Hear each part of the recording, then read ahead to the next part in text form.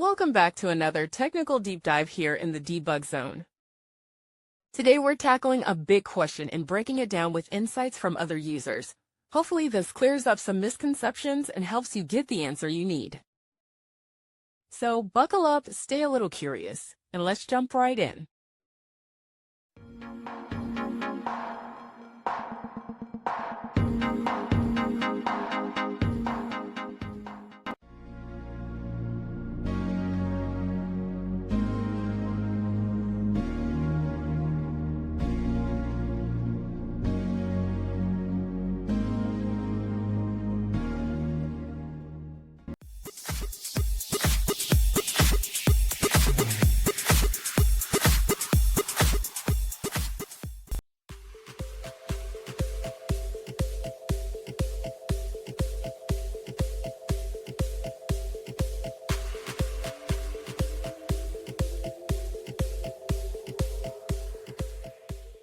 And that's a wrap.